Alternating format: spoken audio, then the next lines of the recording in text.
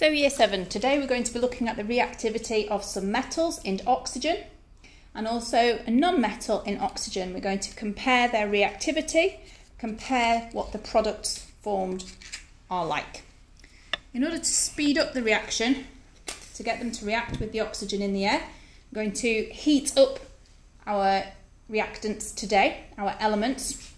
I'm going to do that using a Bunsen burner. You see me light the Bunsen burner there, air hole closed, yellow safety flame, but when we heat, we always use the blue roaring flame because it's hotter and it's cleaner.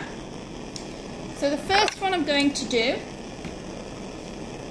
iron wool. You've done this before. Hold it in that hot flame, shaky, shaky, shaky. And the shiny grey iron wool is turning black. It sparkles everywhere. If I shake it, I tap it. You can see how they use that in fireworks and sparklers. The shiny grey colour it had to start with has disappeared. The next metal I'm going to do is copper. Now fresh copper has this lovely pinky orange shiny colour and appearance.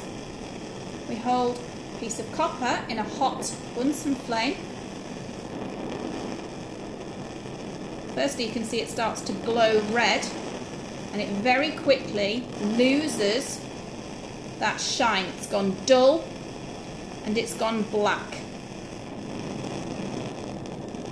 What do you think that black stuff is? Can't be copper anymore. We've just said copper is a shiny orangey browny pink and now it's gone dull and black.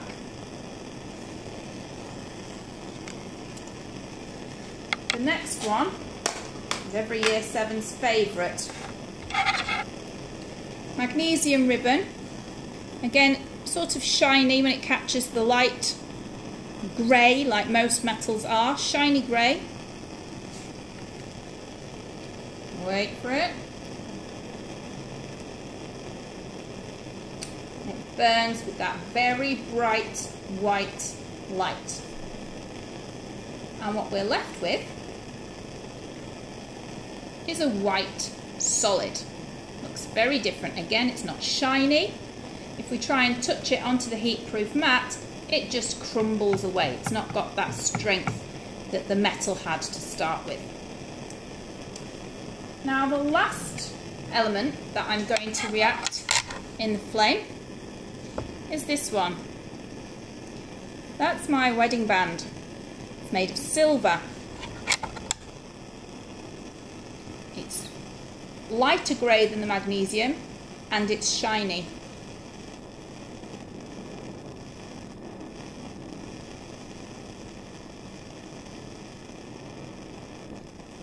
It's nice and hot. There it is, glowing red hot.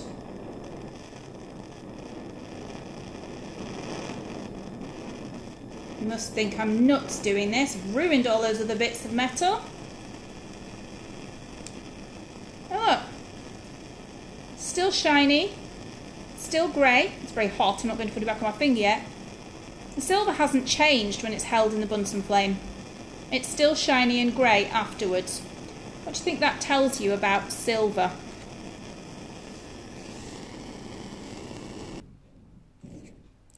So what I've got here is some of that magnesium that's been reacted in the Bunsen flame. It's turned white, it's no longer shiny. And what I'm going to do in just a sec is to put it into a beaker of water. But first, just to prove that this is water, I'm going to add some universal indicator.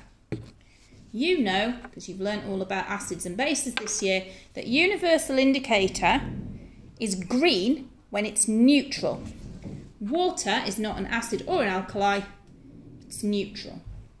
If I add that white powdery magnesium product, look what happens to the universal indicator. what colour it's gone. Don't know how well that shows up on the camera. It's certainly not green anymore. It's gone a purpley blue indigo type colour. What does that tell you about the product from burning magnesium in air? Magnesium oxide. What does that tell you about magnesium oxide? And for that matter, all metal oxides.